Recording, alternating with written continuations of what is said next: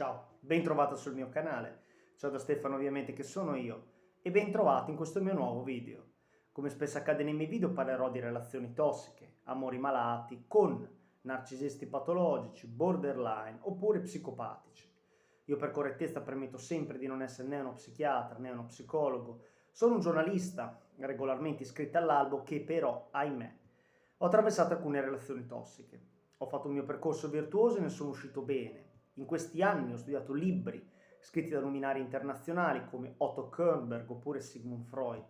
Ho guardato numerosi video tenuti da psichiatri o psicologi, anche italiani, esperti in relazioni tossiche. La cosa più importante, ho partecipato a gruppi e seminari di persone che, come me, sono state vittime di amori malati. Ho ascoltato molti racconti e ho metabolizzato alcuni concetti che voglio esporre in questi video. Il titolo del video di oggi è La dissonanza cognitiva col narcisista. Allora, prima di iniziare apro una parentesi, ti voglio chiedere che se hai voglia che continui a fare dei video in tema di relazioni tossiche con narcisisti patologici, clicca il like per favore, così fai crescere il canale e mi aiuti. Seconda cosa, se hai qualche video da suggerirmi in tema di relazioni tossiche, puoi farlo. Qua sotto nei commenti scrivi il video che dovrai fare, dovrai tenere e lo prenderò sicuramente in considerazione. Chiusa parentesi. Ti leggo un articolo sulla dissonanza cognitiva che poi posterò qua sotto nelle note se lo vorrai andare a leggere per intero, che secondo me è molto utile a capire cosa significa dissonanza cognitiva in merito alla relazione col narcisista. Allora andiamo a leggere narcisisti, relazioni e dissonanza cognitiva. 8 segnali che la dissonanza cognitiva si sta verificando in una relazione. La dissonanza cognitiva è avere delle convenzioni molto diverse su qualcosa allo stesso tempo. È comune nelle relazioni con i narcisisti. Per capire che cos'è la dissonanza cognitiva, per fartela breve, per farti capire, è un po' un minimizzare dei comportamenti che non possono essere minimizzati. Ti faccio un esempio. Una persona, una partner in dissonanza cognitiva con un narcisista patologico, se il narcisista viene a casa e gli dà uno schiaffo, lei dice vabbè dai, non me l'ha dato tanto forte, oppure ancora vabbè dai, oggi era arrabbiato per lavoro. Non riesce più a capire che un atto violento nei suoi riguardi è comunque da condannare e non ci sono giustificazioni. Si fa andar bene tanti abusi, morale della favola, e questa è la dissonanza cognitiva, essere portata in un mondo non reale, essere portata dal narcisista patologico in una bolla in cui lei non riesce più a capire che cos'è la realtà e cos'è la finzione, che cos'è il giusto e che cos'è sbagliato, che cos'è un abuso e che cos'è un amore vero. Questa purtroppo è la dissonanza cognitiva, ma andiamo avanti. I segni di dissonanza cognitiva includono essere paralizzati dalla insicurezza. Ricordati che un narcisista patologico ti vuole insicura. Ma perché ti vuole insicura? Perché ti riesce a manipolare meglio. Quindi cosa ti dirà? Ti dirà ad esempio frasi tipiche. Tu senza di me rimarrai sola. Nessuno ti amerà, guarda come sei grassa. Oppure, ma dai, tu non sei una brava partner, non sai far bene l'amore. Ti cercherà di abbattere così tanto, deprimendoti e rendendoti insicura. Una partner insicura è una partner facilmente manipolabile. Ricordo che i narcisisti patologici possono essere sia maschi che femmine, quindi questo è un discorso generale ovviamente. Ancora, indovinare le proprie decisioni, scusarsi costantemente.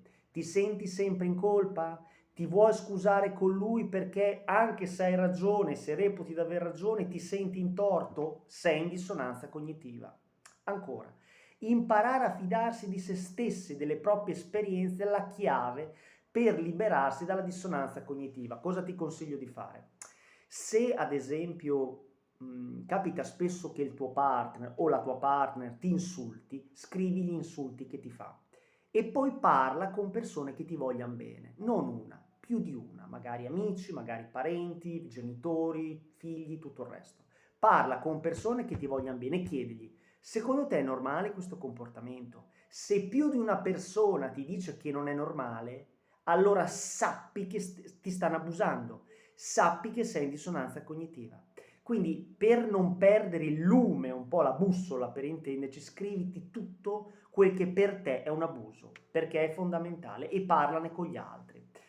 La dissonanza cognitiva può verificarsi in una gamma di situazioni, diverse. In poche parole, la dissonanza cognitiva sta avendo due pensieri e situazioni emotivamente abusive. Andiamo nello specifico, i segni della dissonanza cognitiva.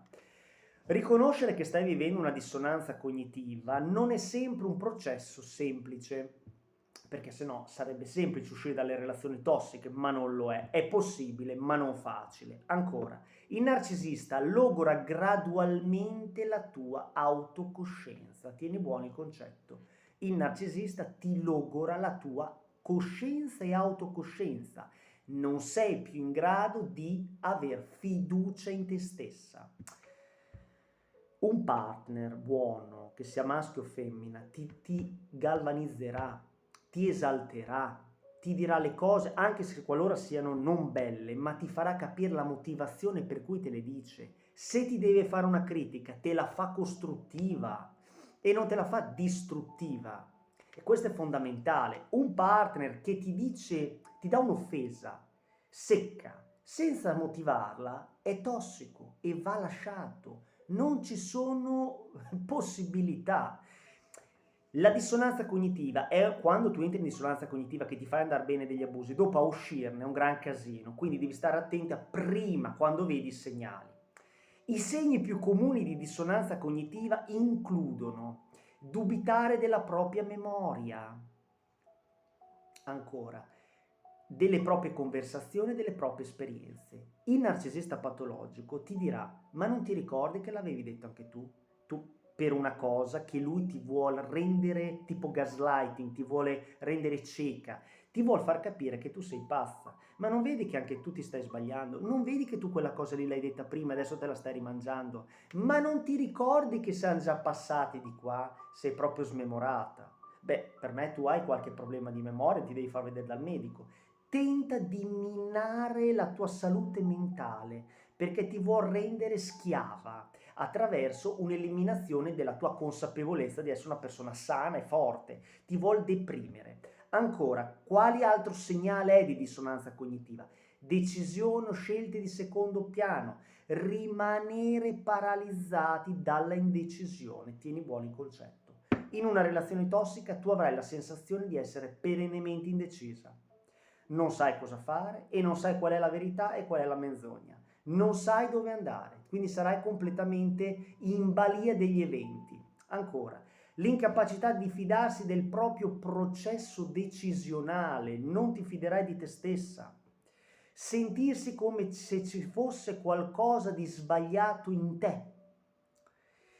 Ritiro dalle interrelazioni sociali, non avrai più voglia di incontrare i tuoi amici, non avrai più voglia di incontrare dei tuoi parenti, vorrai stare da sola, ti sentirai depressa, altro segnale di dissonanza cognitiva. Ancora, scusarsi costantemente per le cose che l'altra persona fa o dice. Ancora, riconoscere le bugie del partner, ma difenderne le azioni, quello che ti dicevo all'inizio.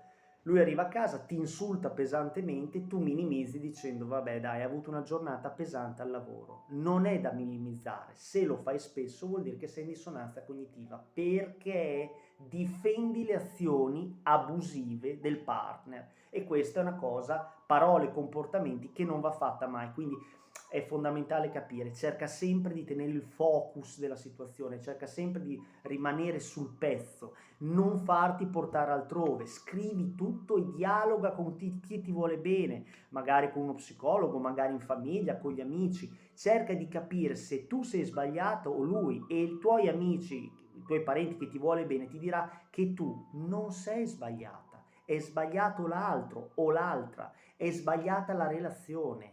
Non cadere nella trappola e non minimizzare certi comportamenti abusivi perché sono davvero brutti. E la dissonanza cognitiva è un mondo, una bolla che ti si crea attorno, una campana di vetro, dopo uscirne è un gran casino, possibile ma difficile. Stiamo uniti, eleviamoci sopra i narcisisti patologici, ricorda e ripeti il motto: l'empatia diverrà la mia magia. In un mondo sempre più egocentrico e quindi narcisistico, persone empatiche sono davvero preziose. Empatiche significa che si sanno immedesimare negli stati d'animo altrui. Quindi tieni buono questo tuo valore, questa tua qualità, cioè l'empatia, e diffondi più notizie possibili in merito al narcisismo patologico, perché la conoscenza salva la vita. Tutto qua. Se ti è piaciuto il video, clicca il like. Ciao da Stefano.